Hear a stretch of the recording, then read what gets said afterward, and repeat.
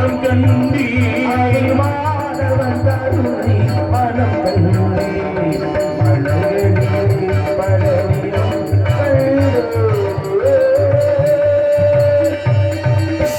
நாராயண நமோ நாராயண ஓம் நமோ நாராயண அபிஷேக பிரியா சிவா அலங்கார பிரியா விஷ்ணு ஸ்தோத்திர பிரியா சூர்யா கணிப்பிரியா கண்டா கலக பிரியா நாரதா எனும் பட்டத்தை பெற்றவன் நான்.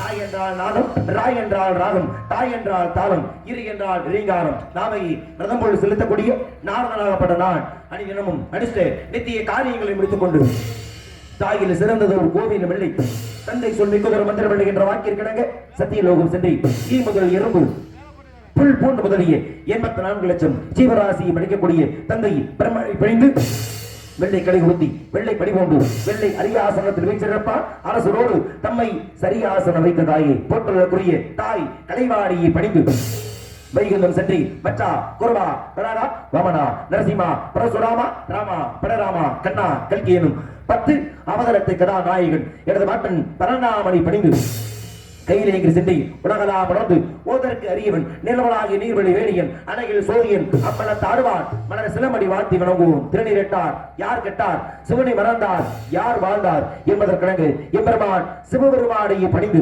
கலகம் தேடி இந்த உலகினை வளம் வரக்கூடிய நேரத்திலே ஒரு நாள் ஒன்றுக்கு ஒரு இடத்திலே தங்கினாலும் ஒரு நாள் ஒன்றுக்கு ஒரு கலகம் செய்யாவிட்டாலும் சிரமமாகப்பட்டது 1000 சுக்களாக வெடித்தது. என்னுடைய சிரமமாகப்பட்டது 1008 சுக்களாக வெடித்து சிதறி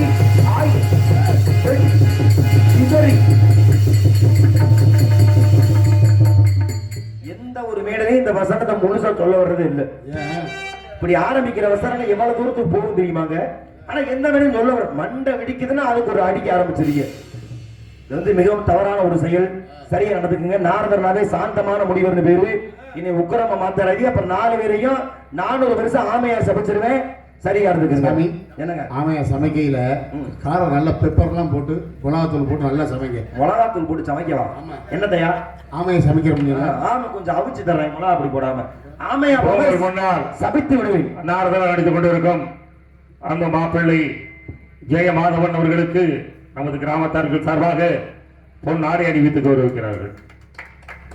மண்டபர்களை வரவேற்று கௌரவிக்கும் விதமாக பொன்னாடை நீத்து சிறப்பித்த மாபெரும் கிராமமாகிய பேரனூரை சேர்ந்து மாபெரும் கிராமத்தின் பெரியவர்கள் அனைவருக்குமே என் சார்பாக கலைக்குழு சார்பாக நன்றி நன்றிகளது வணக்கத்தை மனதார தெரிவித்துக் கொண்டு உங்க மேல எனக்கு கொஞ்சம் வருத்தம். என்ன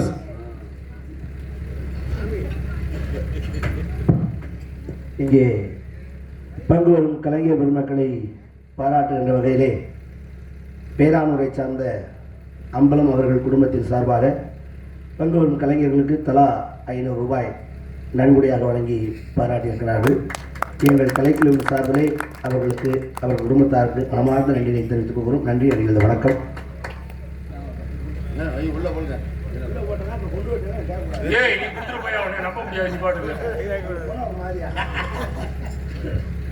ஒண்ணுக்கு 2 வரேன்ட்டு போய் ஆளை கண்டுபிடிக்க முடியாது. அன்பை வழங்கி கௌரவப்படுத்திய அருமை அன்னார் அம்பலம் ஐநார் வழி குடும்பத்தார்களுக்கு மீண்டும் ஒருமுறை உங்கள் கலைக்குழு சார்பாக இசைக்குழு சார்பாக சிறந்த நன்றி நன்றிகிறது. வணக்கத்திலே இந்த மாபெரும் வேலையிலே மனதார உறுத்தாக்கி கொண்டு கலைப்பணியை தொடரலாம். நன்றி வணக்கம். அந்த அடிப்படையிலே மேலும் யாரை பணிந்தால் கழகத்திற்கான நல்ல வழி பிறக்கும் என்று எண்ணி பார்த்தால் திகட சக்கர செம்புகமையிலார் சகட சக்கர தாமரை நாயகன் அகட சக்கரை விண்மணி யாவரையும் திகட சக்கர வைப்பதை போற்றுவோம் என்று போற்றுவதற்குரிய ஆதி முதல் கடவுள் எம்பெருமான் விநாயக பெருமானை பணிந்தால் கழகத்திற்கான நல்ல வழி பிறக்கும் என்பதால் பணியலாம் எம்பெருமான் விநாயக பெருமானை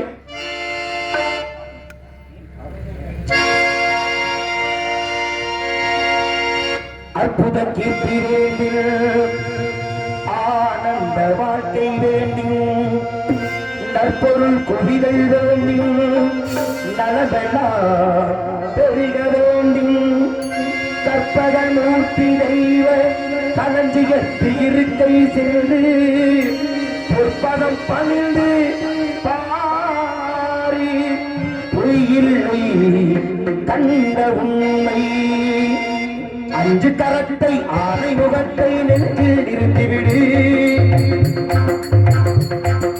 5 கரத்தை 6 முகத்தை நெஞ்சில் நிறுத்திவிடு. ஒரு சஞ்சலம் என்பது ஒன்றும் இல்லை வாழி உயர்ந்துவிடு. ஒரு சஞ்சலம் என்பது ஒன்றும் இல்லை வாழி உயர்ந்துவிடு. ஓ கணபதி ஓ கணபதி ஓ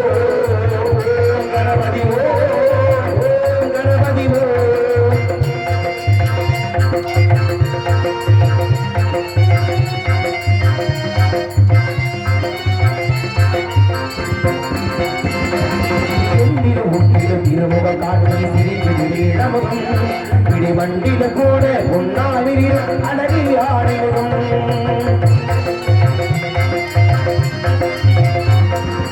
எண்டில ஒன்றில திருமுகம் காட்டி சிரிக்குது இளமுகம் பிடி வண்டியில கூட ஒன்னாவிரில் அழகு ஆடைமுகம் கண்ணின் மணிகாய் கதிரின் கொடிகாய் உலகை காக்குமோ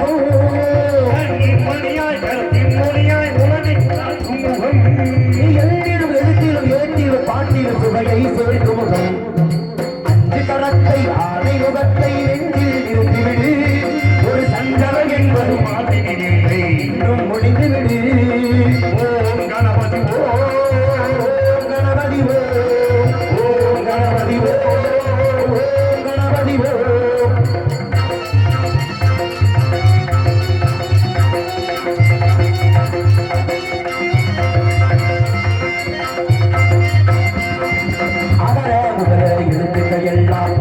வைத்தானே ஆனந்தமயமா எல்லாம் செழிக்க செல்வம் குவித்தானே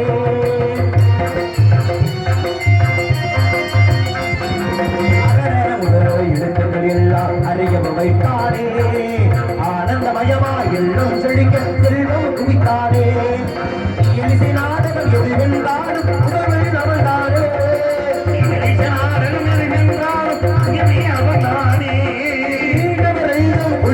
உலகம் தாய்ந்த என்றானே அஞ்சு கரத்தை ஒரு சஞ்சலம் என்பது ஒன்றும் இல்லை வாழ்வில் உயர்ந்து விடு கணபதி கணபதி கணபதி கணபதி விநாயகப் பெருமானை பணிந்து நன்றி. கழகத்தினை தொடர்ந்து விட்டாலும் கூட மேலும் யாரை பணிந்தால் கழகத்திற்கான நல்ல வழி பிறக்கும் என்று எண்ணினாள். அருவம் உருவமாகி அனாதியாய் பலவாய் ஒன்றாய் பிரம்மமாய் நின்ற ஜோதி பிளம்பதொரு மேனியாகி கருணைக்குற முகங்கள் ஆறும் கரங்கள் படியிடம் கொண்டு ஒரு திரு முருகன் வந்தால் முதித்தனர் உலகமைய என்று போட்டுள்ளக்கூடிய எம்பெருமான் முருகப்பெருமானை பணிய வேண்டும். ஏன் தவறு செய்தது தன்னுடைய வாகனம் மயிலாகவே இருந்தாலும் கூட பாரபட்சமின்றி தண்டனை வழங்கி நீதியை நிலைநாட்டினார் முருகப்பெருமான். ஒரு முறை முருகப்பெருமானை தரிசிப்பதற்காக கைரங்கிரி செல்கின்றார்கள். மகாவிஷ்ணுவும் பிரம்மனும். மகாவிஷ்ணு வாகனம் கருடாழ்வார், பிரம்மனுடைய வாகனம் அன்னப்பறவை. ரெண்டையுமே வெளியே நிறுத்திட்டு உள்ள போய் முருகனை வணங்குறாங்க, வாழ்த்துறாங்க. திரும்பி வந்து பார்த்தா கருடனை காணோம், அன்னப்பறவை காணோம். என்னாச்சு? வள்ளியம்மா சொன்ன மாதிரி பறவைக்கு ரெக்கம் அழைச்சு பறந்து போயிடுதோ அப்படின்னா அது இல்ல, தவறான உபதேசத்தின் காரணமா அந்த மயிலாகப்பட்டது எந்த ஒரு விசாரணையும் இன்றி கருடனையும் விழுங்கிருச்சு, அன்னப்பறவை விழுங்கிருச்சு. கோபம் கொண்டார் முருகப்பெருமான். ஒரு அறிவுள்ள ஒரு ஜீவனுக்கு இதை செய்யணும் இதை செய்யக்கூடாது என்று ஒரு பகுத்தறிவு இருக்கும். ஆனா அறிவற்ற பாறையை போல் நீ நடந்து கொண்டதால் இந்த பூலோகத்திலே நீ பாறையாக போவாய், குன்றாக போவாய் அப்படின்னு சாபம் கொடுத்துட்டாரு முருகப்பெருமான். அப்படி முருகப்பெருமானத்திலே சாபம் பெற்று அந்த மயிலாகப்பட்டது இந்த பூலோகத்துல குன்றாக குடிவந்த மலையே இன்னைக்கு குன்றக்குடின்ற ஒரு ஆகச்சிறந்த ஆலயமாக விளங்குகிறது. அதனாலதான் முருகப்பெருமானுக்கு என்று அத்தனை சிறப்புகள் உண்டு. காலம் அறிவான், கரணி புரிவான், குன்றக்குடியார் 1000 கோடி மன்மதர்களுக்கு இணையான அழகு பொருந்திய இந்த குன்றக்குடி அழகனை பணிந்து கழகத்தை தொடரலாம். அதற்கு முன்பாக மேலும் ஒரு நன்றி.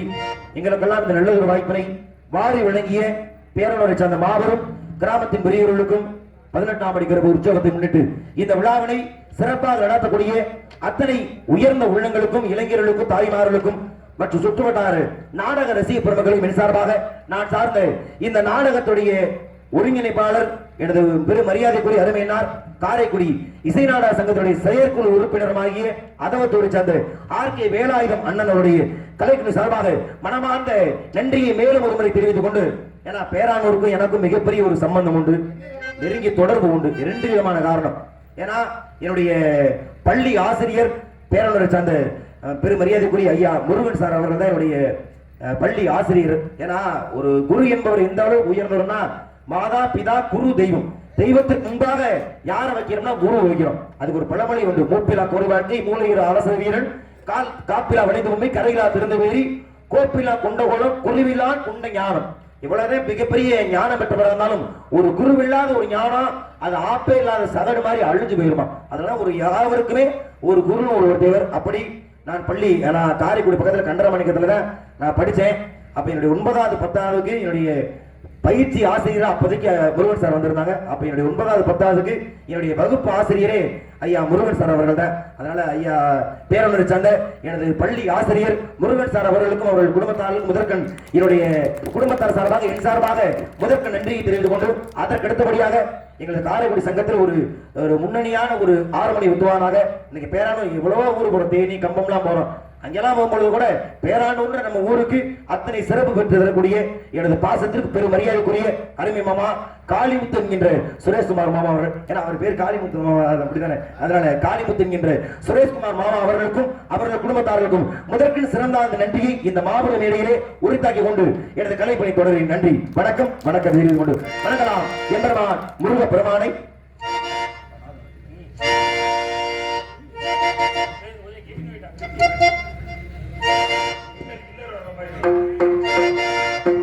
குடி ஊர் அழகா குன்றாடும் பேரழகா ஒப்புலகா இந்த குறவள்ளி மாட்டிலை அழகா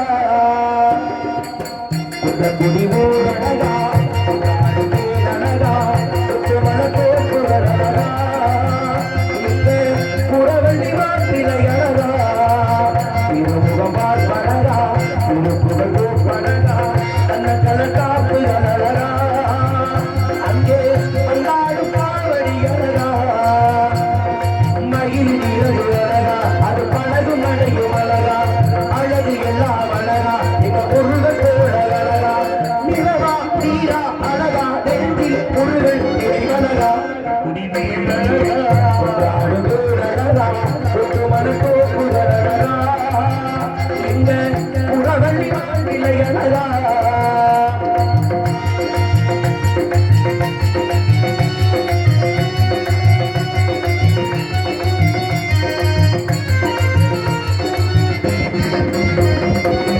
ஏறெடுத்து பாடுபட்ட உழவர் கையழகா புகழ்த்து முனை படைத்த பொன்மணி கதிரழகா அறுவடை தொடங்கும் நல்ல மாசமிங்கு கையழகா தரிசன காண வந்த தைப்பூச நாரகா முருகன் கோவில் அழகா அதை வணங்கு வாழ்வு அழகா தூக்கு காவடி அழகா அதை சுமக்கு தோல் அழகா நிலவா நீரா அழகா நெஞ்சில் முருகன் நினைவழகா குடியாடுவே அழகா கொஞ்சு மனத்தோல் அழகா இந்த குறவழி மாப்பிளை அழகா.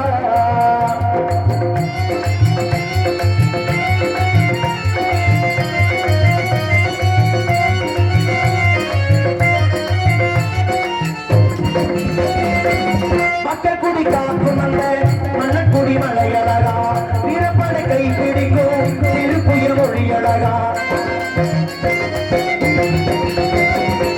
குண்டக்குடி போகும் அந்த காலக்குடி வழி அழகா கோடிக்கொடி பறக்கும் அந்த குண்டேறு படி அழகா படிக்கு படி அழகா அதை பாடி நடப்பதழகா காவடி அழகு அழகா அதை காணவிலை அழகா பொழுதா இரவா அழகா பொழுது சிந்தும் ஒளி அழகா குடி அழகா மனத்தோடு அழகா இந்த புறவழி மாப்பிளை அழகா இந்த புறவழி மாப்பிளை அழகா. முருகப்பெருமானை வைத்து நன்றி. நாடக கலைஞர்களை உற்சாகப்படுத்தும் விதமாக கைதட்டி உற்சாகப்படுத்தக்கூடிய அத்தனை நாடக ரசிகர்களுக்குமே மீண்டும் ஒரு முறை மனமார்ந்த சிறந்தாத நன்றி நெறி மனதார உறுத்தாக்கி கொண்டு எம்பெருமான் முருகப்பெருமானை பணிந்த பிறகு அருமை அன்னார்கள் விருப்பத்திற்கிணங்க தேசிய தலைவர் தெய்வீக திருமகனார் பசுமன் முத்துராமலிங்க தேவர் ஐயா புகழ் பாட சொல்வது அன்பான வேண்டுகோள். அன்பு உள்ளங்களது விருப்பத்திற்கு இணங்க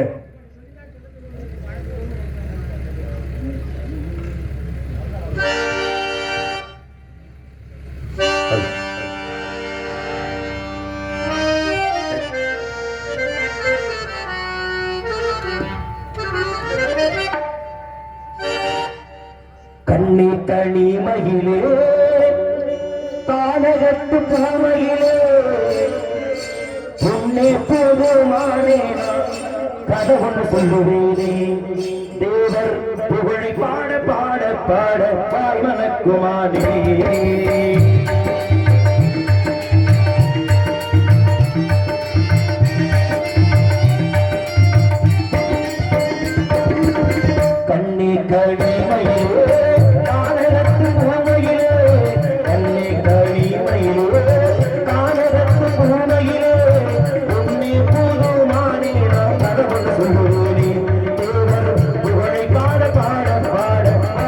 பாவனக்குமாரி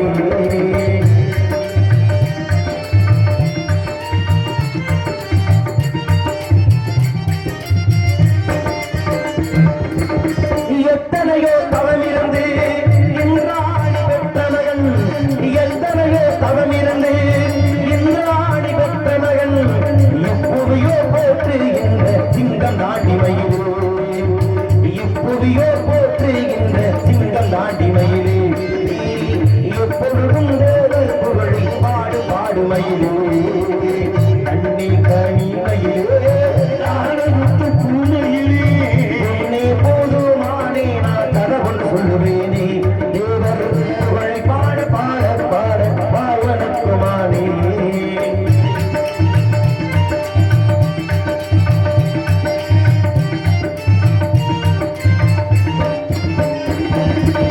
நல்லவர்கள் போற்றுகின்ற நாயகராம் தேவர் மகன் நல்லவர்கள் போற்றுகின்ற நாயகராம் தேவர் மகன் தென்பாண்டி சிங்கம் நமது தங்கம் தாண்டி மயிலோ தென்பாண்டி சிங்கம் நமது தங்கம் தாண்டி மயிலோ நீ எப்பொழுதும் தேவர் புகழை பாடு பாடு மயிலோ கண்ணி கனி மயிலோ கானகத்து பூமையிலோ கண்ணி கனி மயிலோ கானகத்து பூமையிலே உன்னை போதுமானே நான் கதை கொண்டு சொல்லுவேனே தேவர் புகழை பாட பாட பாட பாய்வனக்குமாரே தேவர் புகழை பாட பாட பாட பாய்வனக்குமாரே தேவர் புகழை பாட பாட பாட பாய்வனக்குமாரே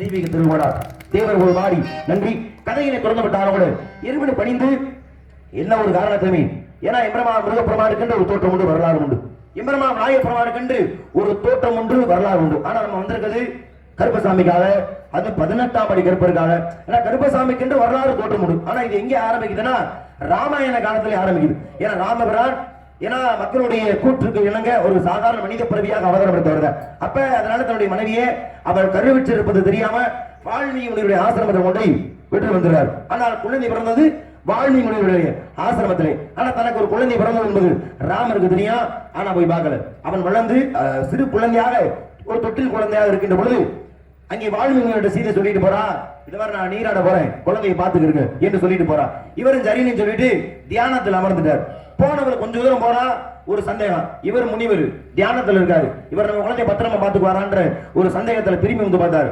திரும்பி வந்து பாக்குறா அவர் நிச்சயில இருக்காரு இவர் முனிவர்கிட்ட சொல்லாம குழந்தை எடுத்து போயிட்டா சீதை ஆனா குழந்தை எடுத்து போற விஷயம் முனிவர் தெரியாது யதார்த்தமா கண் விழிச்சு பார்க்க குழந்தைய காணோம் ஆகா இந்த காணகத்தில் நாம் இருக்கும்போது ராமன் மீது பகை கொண்ட ஏதோ ஒரு அசுரர்கள் தான் திருட்டுத்தனமா வந்து குழந்தை எடுத்து போயிட்டாரு இப்ப என் பிள்ளை எங்க வந்து சீதை கட்டணம் என்ன பதில் சொல்றது அப்படின்னு பயந்த வால்மீகி ஒரு தர்ம புள்ள புடுங்கி அதை மந்திரமா ஓதி அதை அதே மாதிரி குழந்தைய மாதிரி தொட்டியில் வச்சுட்டார் திரும்பி அவ குழந்தையோட வர தொட்டில ஒரு குழந்தை அந்த குழந்தை எடுத்து போயிட்டா நீங்க இதே இந்த குழந்தை பொழுது எமா நீ சொல்லிட்டு போன பாத்துக்க சொல்லிட்டு ஆனா திரும்பி வந்து எடுத்து போன விஷயத்தை நீங்க சொல்லல நான் அதை உருவாக்கிட்டேன் அதனால இதனால அழிக்க முடியாது இதே நீயே வளர்த்து வாமான்னு சொல்லு இப்ப 2 குழந்தையும் வளர்த்து வர்ற சீதை ராமனுக்கு பிறந்தவனுடைய பேர் தான் லவன் பேரு புல்லால உருவாக்கப்பட்ட பேர் குசன் பேரு ஏன்னா குசம்னா புல்லுன்னு அர்த்தம் அப்ப புல்லால உருவாக்கப்பட்டதால அவன் பேர் குசன் பேரு இப்ப வளர்ந்து ஓரளவு பெரிய ஆயிட்டாங்க இந்த நேரத்தில் ராமபிரான் அஸ்வமேத யாகம்னு ஒரு யாகம் நடத்துறாரு அந்த அஸ்வம்னாவே குதிரை ஒரு வெள்ளை குதிரை அந்த வெள்ளை குதிரையை அவுத்து விடாது அந்த குதிரை எந்தெந்த நாட்டுக்கெல்லாம் போகுதோ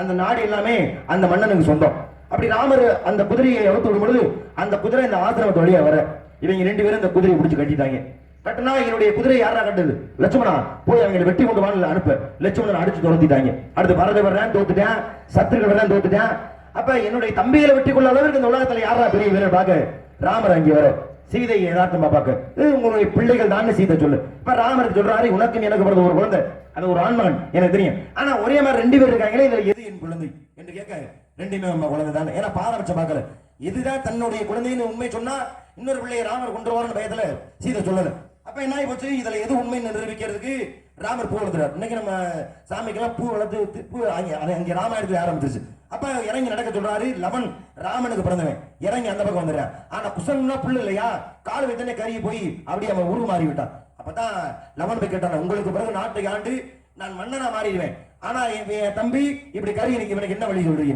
அப்பதான் ராமர் சொன்னார், நீ ஆட்சி எனக்கு பிறகு நாட்டை ஆண்டு நீ வெறும் மன்னனாட்ட ஆடுவ. ஆனா இவன் கறி பண்ணிக்கிறான், இவன் ஜாமியா மாதிரி உலகத்துக்கு காவல் தெய்வமா வழங்குவேன் என்று சொன்னதால ராமனுக்கு பிறக்காத ராமனுடைய பிள்ளையாகப்பட்டது குசந்த கருப்ப சாமியா மாறி உலகத்துக்கே காவல் தெய்வமா வழங்குற. இது கருப்பசாமி வர்றாரு. ஆனா 18ஆம் படி கருப்பருக்குன்னு ஒரு தனி தன்மை. கருப்பசாமின்ற காவல் தெய்வம் மாறியாச்சு. ஒரு மாதிரி ஐயப்பன் உருவாயிட்டாரு மகிழ்ச்சியை கொள்ளணும்னு ஒரு அவருடைய அவதார நோக்கம். அப்ப மகிழ்ச்சியை கொள்வதற்காக எங்க போறாரு? சேரநாட்டு எல்லைக்கு போறாரு. அன்றைய சேரநாட்டு எல்லைன்றது இன்னைக்கு கேரளத்து பகுதி. அப்ப அந்த ஐயப்பனு துணையாக அனுப்பி வைக்கிறாரு கருப்பசாமி. யாரு? சிவபெருமான் அனுப்பி வைக்க இவர் முறை மகிழ்ச்சியை கொள்றாரு.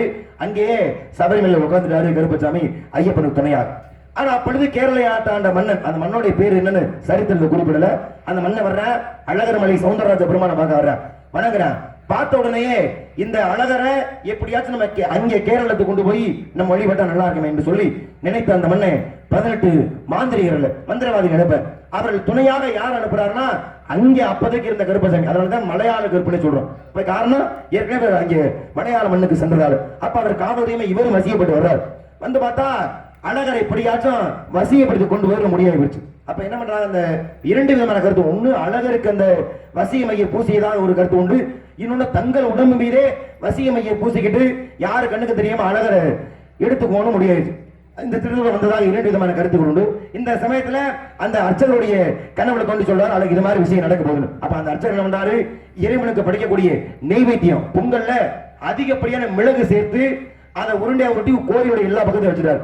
வந்தாங்க இல்லையா வந்து பசியில அந்த பொங்கல் எடுத்து சாப்பிட அந்த மிளகின் தன்மை காரணமாக அந்த காரத்தினால அவர்கள் கண்கள் அந்த கண்ணீர் வெடிஞ்சு அந்த வசியமை அழிந்து அவர்களுடைய அந்த வசியமா முடிஞ்ச உடனே அப்பதான் வசியப்பட்டு நின்று அந்த கருப்பசாமிக்கும் அருளை கொடுத்து அழகர் இந்த 18 பேரையும் வழி சொல்றாரு. அப்ப அந்த அழகரை கவர வந்த அந்த 18 பேரையுமே வதைத்து 18 படியா போட்டு மேலே அமர்ந்ததால அன்று முதல் கருப்பசாமியா இருந்த அவர் அழகர் கோயில இருந்ததால 18ஆம் படி கருப்பசாமியா அவர் உருவாயிட்டார். அப்ப 18ஆம் படி கருப்பர் என்பது முதல் அழகர் கோயில உருவாகி அதன் பிறகு அனைத்து இழந்து வருவதற்கு அது ஒரு காரணம் அமைந்தது. ஏன்னா ஒவ்வொருவருக்கும் ஒரு வரலாறு இருக்கும் பொழுது 18ஆம் படி கருப்பசாமி வரலாறு சொல்றது நமக்கு புண்ணியம் தானே. அப்படியான 18ஆம் படி கருப்பசாமி பணிந்து இந்த இடத்துல கழகத்தை தொடர்ந்து விட்டாரோடு கதையினை தொடர வேண்டும் என்றால் ஏற்கனவே சத்தம் கேட்கின்றதா என்பதை கவனித்து விட்டு அதன் பிறகு யாரேனும் இருக்கிறார் கவனிக்கலாம். நாராயணா என்ன சோ ஆளும் சோ அருமையான ஒரு காணம் தேடி சென்றாலும் இது போன்ற ஒரு காணத்தை வேற எங்கும் காண முடியாது. அலங்கார பூசணம் ஆடம்பர விக்கிரகம் பத்தனை மாத்த பசு முன்னால் உருக்கி வார்த்து அமைக்கப்பட்ட எழில்மிகு சித்திர பதமை. இந்த சித்திர பதமையை வர்ணிப்பது உண்டாக நதியோரம் அமைந்த இந்த அழகிய வனத்தை வர்ணித்துவிட்டு பிறகு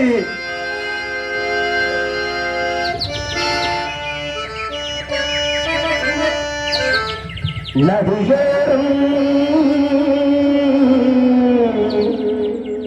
நானும் உண்டு நானும் கொண்டு நாட்டியமாடு மெல்ல நாடந்த ஆனந்தம் என் சொல்ல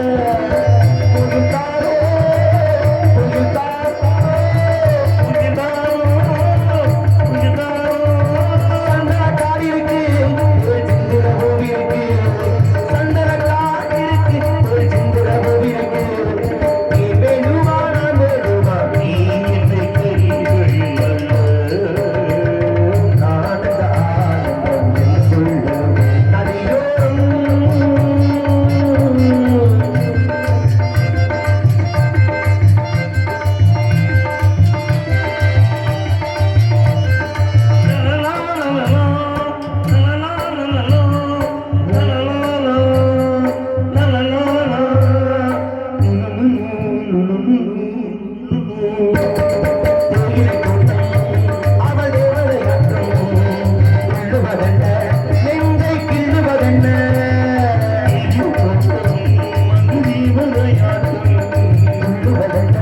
நெஞ்சை கிள்ளுவதென்ன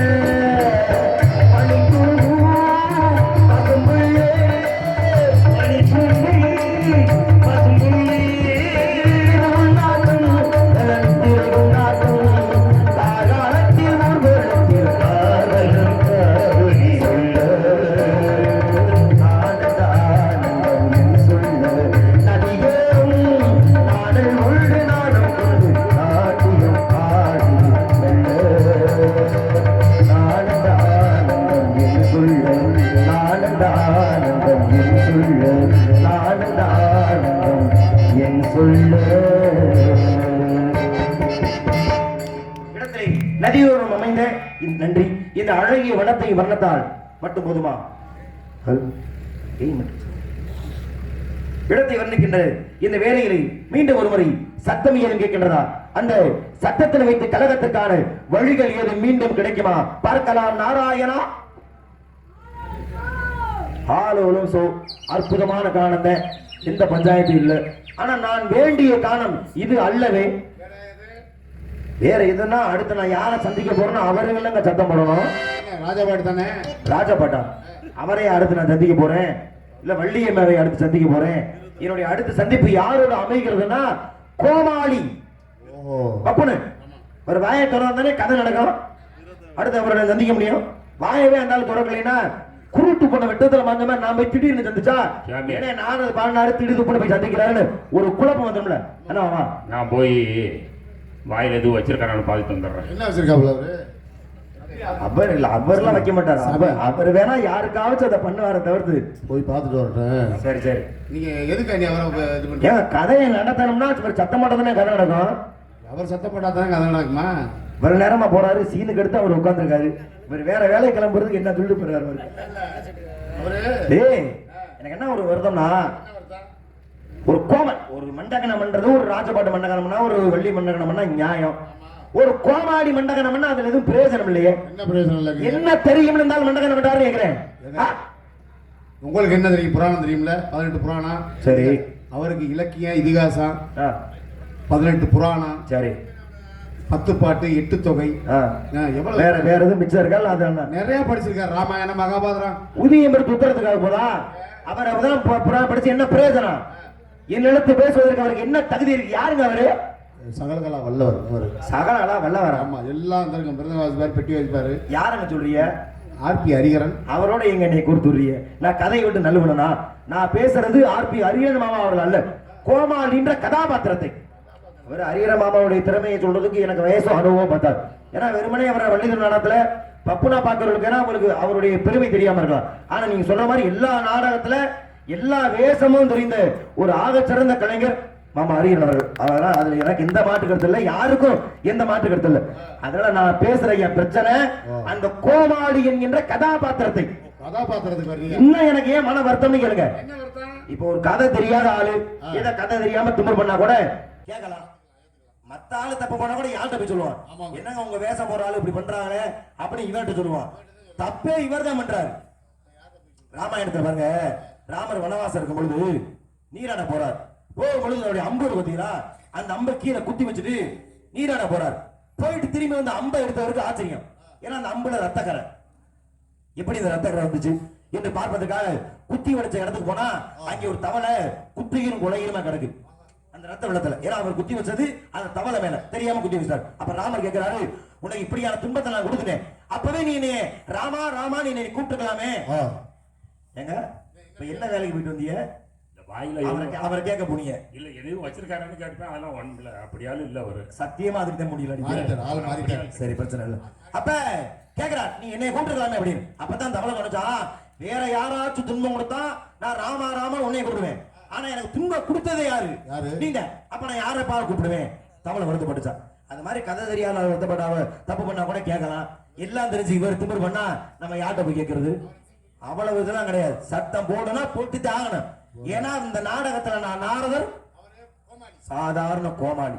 அதனால சற்று பழமையினை ஒருமுறை வர்ணிப்போம். அந்த வர்ணிப்பதுக்கு பிறகாவது அவர் சத்தமிடுவாரா என்பதை கவனிக்கலாம்.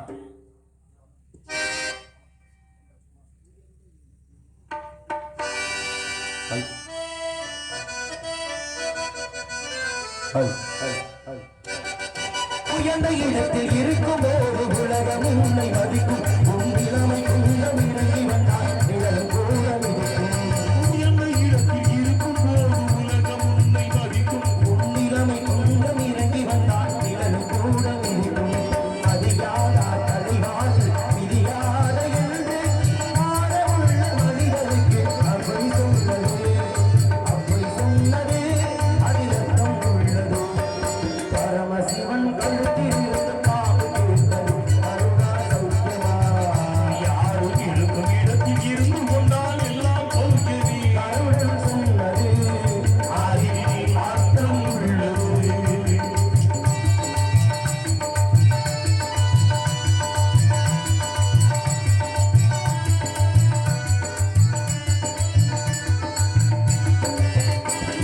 நீயும் நானும் சேர்ந்து இருந்தோம் நிலவான போல அந்த நிலவை போல தோய்ந்து வந்து நீ வளர்ந்த நாளே. இந்த நாள் சேர்ந்திருந்தோம் நிலவும் வாழும் போலே. அந்த நிலவை போல தோய்ந்து வந்து நீ வளர்ந்ததாலே உள்ளம் என்னை பார்த்து நீதி செய்யும் போது இல்லாதா இல்வாழி நிம்மதியே. கடவுள் சொன்னது அதில் அர்த்தம் உள்ளது.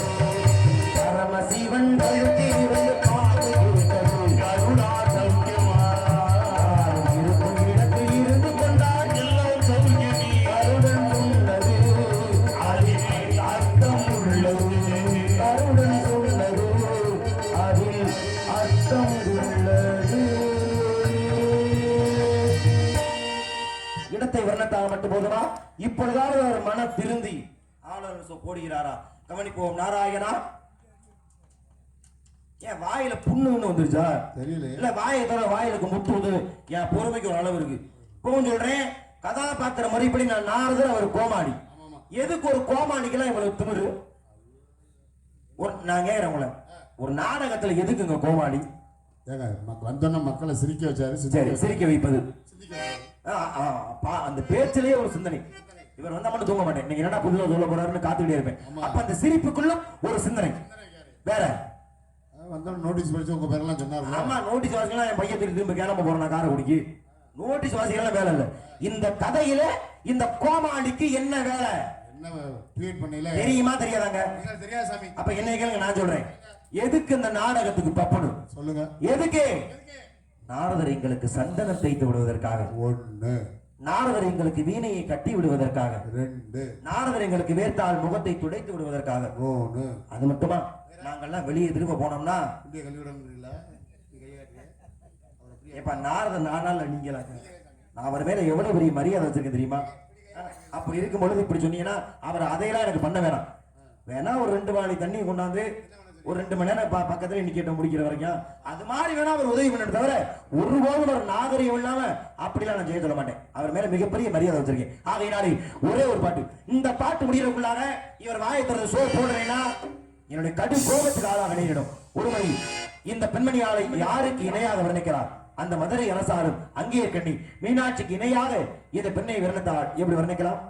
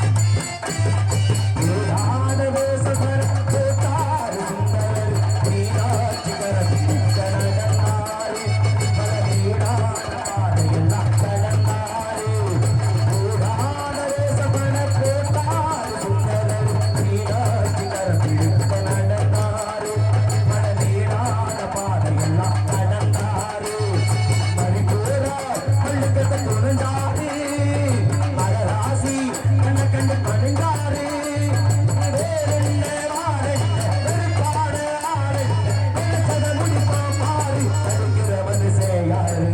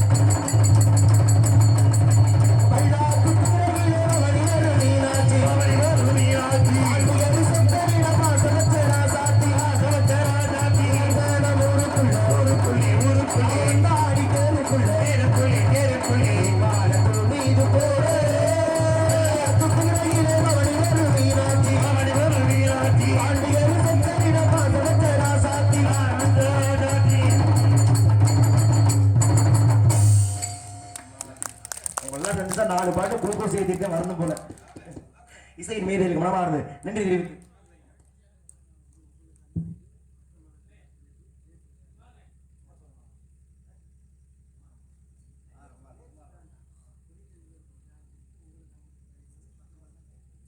பேர் சொல்ல விரும்பாத நாடக ரசிகர் அருமை அண்ணன் சார்பாக பாடிய பாடலுக்காக எனக்கு ஒரு ரூபாய் 501 அதை சிறந்த முறையில ஒரு பாடலுக்கு ஒரு சில பாட்டுல அந்த பாட்டுல என்ன நட அடி வருதோ அந்த அடியோடு பாடும் பொழுது பாட தெரியல கூட பாடணும்னு அவ்வளவு ஆசையாரும் அப்படியான இசையை கொடுத்த இசையின் மேதையில் ரூபாய் 501 வழங்கி கௌரவப்படுத்தியுள்ளார் அருமை அண்ணார்களும் அவர்கள் குடும்பத்தார்களுக்கும் மீண்டும் ஒரு முறை சிறந்த ஆண்டு நன்றி நன்றிகள் வணக்கம் வணக்கம் அந்த அடிப்படையிலே இப்படிதாவது அந்த கோமாளி வாயை திறக்கிறாரா நாராயணா இன்னும் 15 பாட்டு மன்னர் வாயை திறக்க மாட்டார் அவர் மண்டகத்தை காட்டிட்டார்ல ஏன் மண்டகத்தை நான் காட்டுறேன் யாராக இருக்கிறார் என்று சிந்தித்து பார்த்தால் யார் இவள் சுந்தரவழி எட்டு தாகம் கொஞ்சம் மண்டகிவள்